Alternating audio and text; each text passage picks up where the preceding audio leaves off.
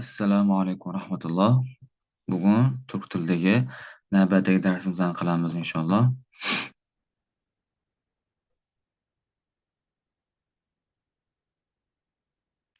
Hop, biza 3-mavzuni oxiridagi qahva dunyosi degan o'quv matniga kelgandik.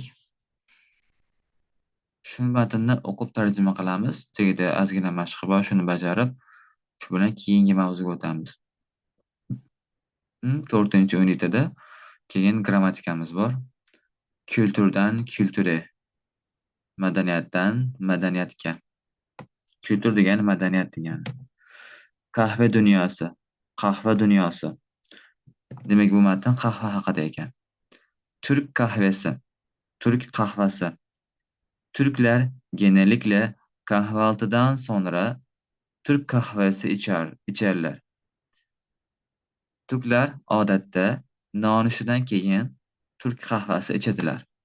Türkçede kahvaltı kelimesi yani kahve altı, kahvede önce yiyecekler demektir. Demek Türkçedagi kahvaltı so'zi kahve altı yani kahve altı oldin degani. Ya'ni kahveden önceki yiyecekler.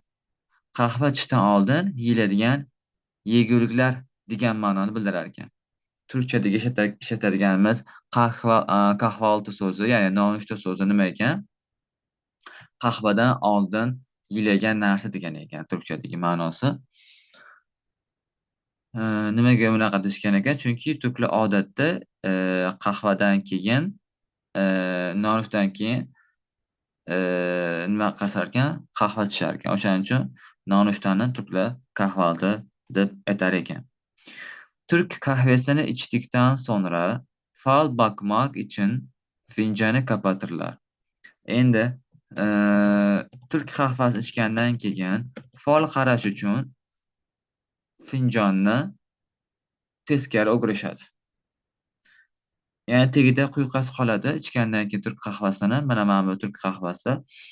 Ichgandan keyin tagida ozgina mana shuncha demak yarmidan sal kamroq miqdorda quyqasi qoladi. U quyqasi ichilmaydi va shu qolgandan keyin stakan hamyog'iga nima aylantirib fol ko'rishar ekan. Orqasini o'girishadi buni. Buni orqasini o'girishadi, to'kishadi. Keyin bundoq qilib fol qarashadi. Shunaqa odat bor. Ba'zi turklar shunday qilishadi. Shuni tushuntirdi bizga hozir. İnsanlar diniy bayramlarda va qiz isteme marosimlarida har zaman turk qahvasi ichadilar. Turklar turk qahvasi juda ham ko'p ichadi va eng ko'p ichgan paytlari diniy bayramlar, ya'ni hayit bayramlari,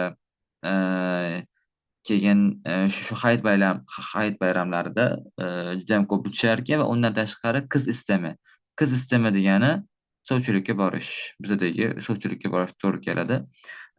Qiz xohlash degan tarjimasi. Istamak xohlamoq. Qiz so'rash. Ya'ni sovchilikka borib ganda turklar qahva ichishadi. Qahva berish burada odat. Xo'p, keyingisi Indoneziya qahvasi. Indoneziya qahvasi. Luwak ismli bir hayvan kahve çekirdeklerini yer ve bu kahve onun dışkısından çıkar. Luwak ismli bir hayvan qahva urug'larini yeb va bu qahva uni axlatdan chiqadi. Ya'ni qahvani yeydi, meva holati, pishmagan holatini yeydi.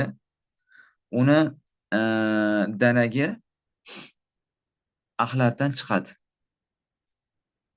Oshqozonida ma'lum bir kimyoviy jarayonlardan o'tib, xuddiki axlatdan chiqaradi. Keyin nima qilishadi? Indoneziya qahvasi dunyoning eng paxalli qahvalaridan biridir. Ya'ni bu qahva eng qimmat qahvalardan biri ekan. Indoneziyaliklar bu qahvani to'playib, temizlikdan sonra sotarlar. Endi shu haligi hayvon qahvani axlatda yeb bo'lgandan keyin, u qahva axlatdan chiqqandan keyin uni to'plashar ekan va tozalagandan keyin yuvishadi, boshqa nimadir tozalash usullari bilan tozalagandan keyin uni sotishar ekan. Va bu qahva luwak ismli hayvonni axlatdan chiqadigan qahva juda ham qimmat ekan. Uchinchisi Yemen qahvasi. Yaman qahvasi. Yemen qahvasi Afrika ülkelerinde meşhurdur. Yaman qahvasi Afrika mamlakatlarida mashhurdir. Bu kahve Türk kahvesinden daha hafiftir. Bu qahva Turk qahvasidan yana ham yengilroqdir, ya'ni og'ir emas. Güzel bir tadı, ajoyib bir mazasi ve kokusu vardır ve ajoyib bir hidi bor ekan.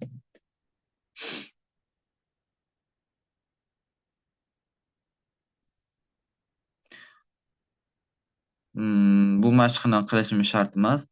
Pastda sinf dili degan joy bor. Kichkina grammatik mavzucha. Juda katta vahimali mavzu emas.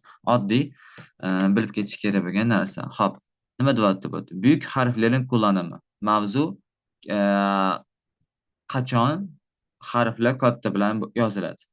Bu o'zbekcha bilan deyarli bir xil. Birinchisi, she'rlarda dizelerin bashi. Dize degani misra degani. Misra. Misra ya'ni misra.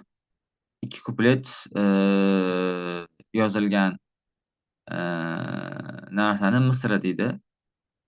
Misra. Turkchasi ham misra deyiladi. Misra yoki dize deb aytiladi. Ana shularni boshida, har bitta dizeni boshi ikkita kuplet, to'rt kuplet emas, ikki kupletdan birinchi qatori bosh harf bilan yoziladi. Ikkinchi qator kichkina harf bilan, uchinchi qator katta harf bilan, to'rtinchi qator kichkina harf bilan yoziladi demoqchi. Keyingisi o'lka, mamlakat nomlari, ulus, millat nomlari, dil, til nomlari, lehja atlari, tillarning, lahjalarining nomlari katta harf bilan yoziladi. O'lkaga, ya'ni mamlakatga misol Turkiya, Fransiya, Ingilterra. Ulusga misol arab, yunon, rus. Dilga misol turkcha, inglizcha. Lehja, ya'ni lahjaga oid misol azericha, turkmencha. Keyingi katta harf bilan yozilgan narsalar bo'lib, din, mazhab va tariqat atlari. Din, dinning mazhablari va tariqat nomlari katta harf bilan yoziladi. Islomiyat, xristianlik, yahudiylik, musulmon, xristian, katolik, mevleviylik. Keyingisi il, viloyat, ilcha, tuman, köy, qishloq, kasaba, shaharcha, semt, mavze, daha degan nomlari. Mavze degan bo'ladi, daha degan bo'ladi. 6-chi daha, 7-chi dahaga o'xshagan, misol uchun. Mahalla, jaddi, ko'cha, katta ko'cha lekin bu. Bulvar, bu ham katta ko'cha. Sokak bu kichkina ko'cha. Bu mahallani ichidagi oddiy ko'chalarni sokak deydi. Jaddi bilan bulvarni nima farqi bor desa, jaddi kengroq bo'ladi, o'rtacha kenglikda bo'ladi. Mashina yuradigan, o'rtacha kenglikda, ikki taraflama mashina yuradigan, o'rtacha kenglikda bo'lgan ko'cha. Yon atroflari yashil bo'lishi mumkin, yashil bo'lmasligi mumkin. Lekin bulvar unaqa emas, jaddidan ham kattaroq variantini bulvar deydi, kengroq. Palasasi 4 ta, 5 ta palasali, 6 ta palasali bo'lishi mumkin boshqa joylarda, misol uchun. Va yon atrofi yam-yashillik bo'ladi, o'tlar, daraxtlar ekilgan bo'ladi. Kattaroq yo'lga bulvar deydi. Shaharda bulvarlar soni kamroq bo'ladi, ko'p bo'lmaydi. Misol Istanbulda ko'p bulvarlar yo'q, bulvar soni kam, jaddi soni ko'p. Demak, eng kichkina sokak, oddiy ko'chalar, undan keyin bulvar, undan keyin jaddi, eng kattasini bulvar deydi. Ana shu narsalarning nomlari ham nima ekan? Katta harf bilan yozilar ekan. Misol uchun Adana, Isparta, Izmir. Bular il, viloyat nomlari. Seyhan, Turgut, Seyhan nima nomi? Qishloq nomi, kasaba nomi bo'lishi mumkin. Turgut O'zal bulvari, bulvarga misol. Vatan jaddasi, jaddaga misol. Sarmashik sokak, Kanariya sokak, Sarmashik ko'chasi, Kanariya ko'chasi. Kitob, dergi, gazeta, film adlari. Kitob nomi, gazeta nomi, dergi, gazeta. Gazeta nomi, jurnal, dergi degani jurnal. Jurnal nomi, gazeta nomi, film nomlari katta harf bilan yoziladi. Such, jazo, atlas, milliyat. Bizda ham xuddi shunaqa joy nomlari, ism nomlari, ko'cha nomlari, kino, kitob nomlari, ma'lum bir ishxona nomlari, shahar, din nomlari, til nomlari bizda ham katta harf bilan yoziladi. Bizanikilar deyarli bir xil, katta farqi yo'q. Bundan keyin "Eğlenelim, öğrenelim" degan joy bor ekan. Buni mustaqil kitob tashalgan o'zi Telegram kanalida bor. O'sha yerdan ko'rib, bemalol bajarsanglar bo'ladi. Yoki shu yerdan skrinshot qilib turib o'zinglar bajarsanglar bo'ladi. Qiyin emas. Men bunga to'xtalib o'tirmayman. Nelar o'rgandik? 3-uniti tugadi. Har bitta uniti tugagandan keyin o'sha unitiga oid takrorlash maqsadida berilgan mashqlar. Buni ham o'zinglar qilib chiqsanglar bo'ladi. Shu videoni to'xtatib turib yozib qilsanglar ham bo'ladi. Undan keyin lug'atlar berilgan. Lug'atda kanalga alohida tashlanadi inshaalloh. Bularni albatta yodlash kerak. Biz keldik 4-unitaga. 4-unitani nomi "Evveli zaman ichida", oldingi zamon ichida. So'zlarni ko'rishdan oldin, o'quv matnini o'qishdan oldin shu mavzuga doir, ya'ni grammatika bor. Ana shu grammatikaga doir tepada o'quv matni berilgan. Oldin grammatika mavzusini ko'rib chiqsak. Dil bilgisi yoki grammer degan bo'ladi. Grammer, dil bilgisi ikkalasi grammatika degani. Bugungi grammatika mavzumiz nomi nima ekan? Belirsiz kechmish zamon. Noaniq o'tgan zamon.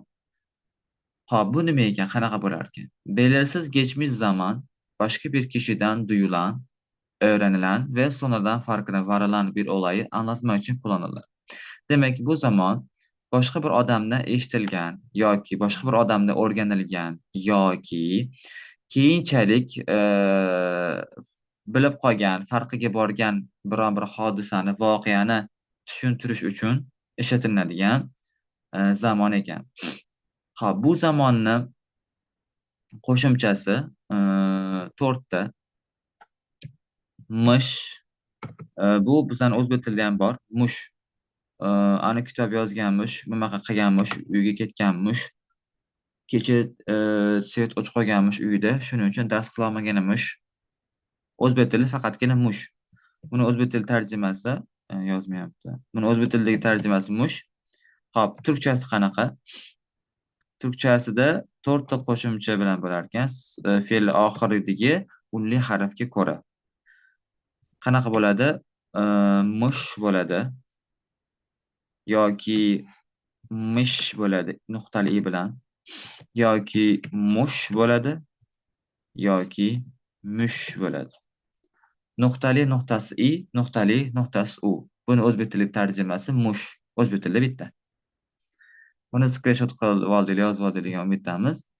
Endi unutmak degan fe'l bilan ko'rib chiqamiz. Unutmak degan fe'l bor. Unutish, unutmoq. Unutmak. Oxiri makni olib tashlaymiz. Unut u harf bilan tugadi. Shunga mos bo'lgan mushni qo'shamiz. Unut, mush. Unutmush. Esdan chiqargan ekan. Esdan chiqargan mush o'zbek tilida. Keyin bunga ben, sen, mana jadvalda berib qo'yibdi. Ben, sen, o, biz, siz, onlar. Shu shaxslarga qarab turib, mushdan keyin o'sha shaxsni bildiradigan qo'shimchalarni qo'shamiz. Agar inkor qilmoqchi bo'lgan bo'lsak, mana bu yerda mushdan oldin, fe'ldan keyin va mushdan oldin, ya'ni fe'l bilan zamon qo'shimchasi. Unut fe'li bilan mush zamon qo'shimchasi o'rtasiga ma, me inkor. Ma fe'lga qarab turib, fe'l harfiga qarab turib yoki me qo'yib inkor yasaymiz. Savol yasash uchun oxiriga m, mu so'zi, ya'ni fe'l oxiri qanaqa tugayapti? O'shanga qarab turib mu, mu, mi, mi qilib turib savol holatini yasaymiz. Xo'p. Nima deyapti? Unutmoq yerda. Musbat holati, keyin manfiy holati. Xo'p, ben unutmushim. Men unutgan ekanman. Men esdan chiqargan ekanman. Men esdan chiqarganmishman. Misol uchun bunaqa desa ham bo'ladi. Sen unutmuşsun, sen esdan chiqargan ekansan. O unutmuş, u esdan chiqargan ekan. Biz unutmuşuz. Bizni esdan chiqarib qo'ygan mushmiza.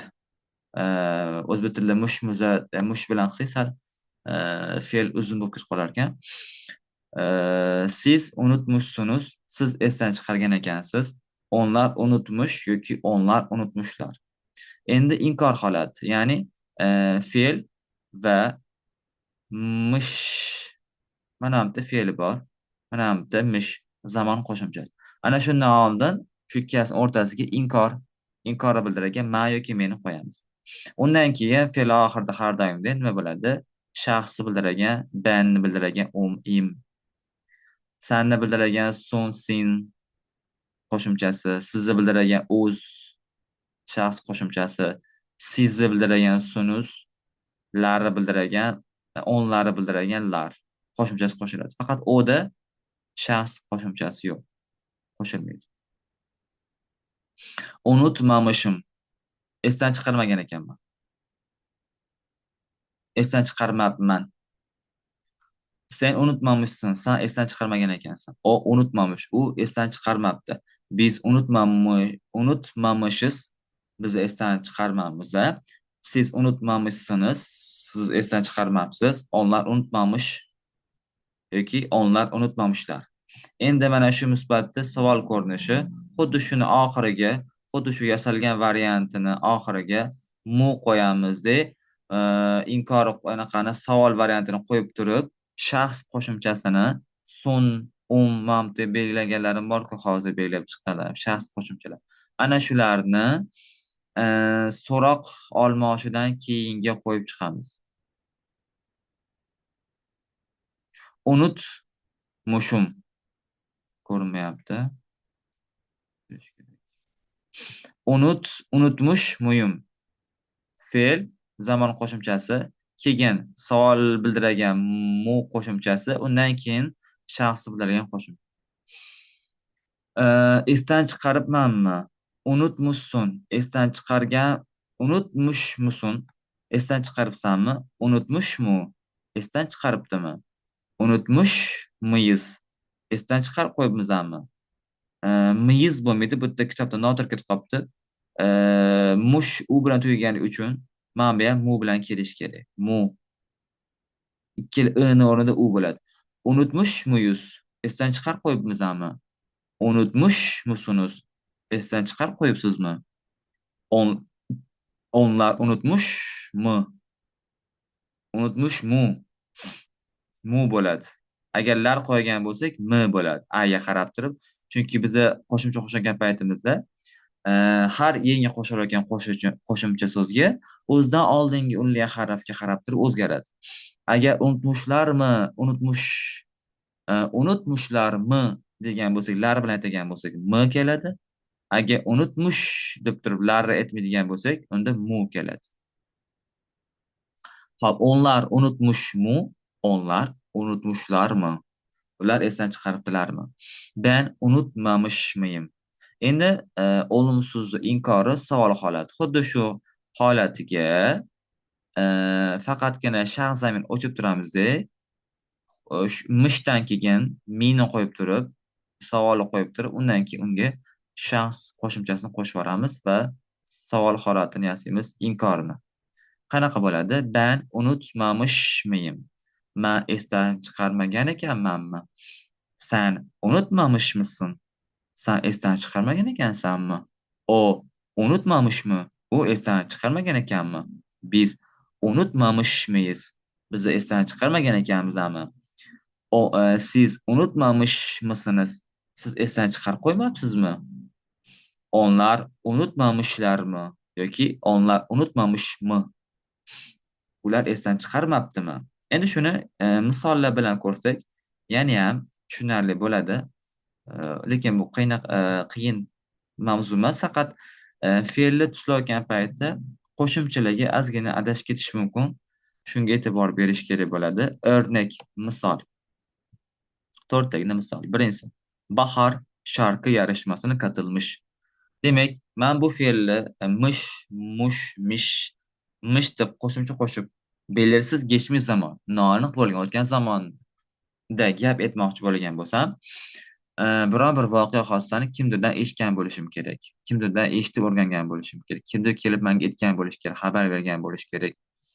Yoki keyinchalik men shu narsani farqiga borib qolgan bo'lishim kerak. O'zimdan o'zim, ha, shunaqa bo'lgan ekan deb aytishim kerak. Bahor, qiz bolani ismi. Bahor sharqi ashula qo'shiq musobaqasiga, qo'shiq aytish musobaqasiga qo'shilganmish. Ya'ni men o'zim ko'zim bilan borib ko'rmagan. O'tgan zamonda bo'lgan, lekin shu o'tgan zamon bo'lgan shu bahor ashula aytish musobaqasiga qatnashganman, o'z ko'zim bilan ko'rmaganman. O'sha paytda yoki ko'rmaganman bo'lsam ham, o'sha paytda bilmaganman. Keyinchalik bildim, kimdirdan eshitib. O'shaning uchun mish qo'yildi qilib o'tgan zamonni boshqa odamdan eshitayotganini bildiraman. Agar buni men o'zim eshitganimda, o'sha paytda vaqtida bilganimda yoki o'zim borib ko'rganimda, oxiri nima qilgan bo'lardim? Belirli geçmiş zaman, aniq o'tgan zamon qilgan bo'lardim. Bahor sharqi yarashmasini katıldı mish o'rniga nima qilgan bo'lardim? Di, du qo'shimchalarini qo'shgan bo'lardim. Demek ajratib oldik. Misollar davom etamiz. Annem söyledi. Onam aytdi. O'zi gapi boshlanishidan ma'lum. Onasidan eshitgan. Ben 4 oylikkan, men 4 oyligimda, 4 oylik chaqaloq bo'lgan paytimda demoqchi, dishim chiqmish, tishim chiqqan ekan. Doktor buni çok shashirmish.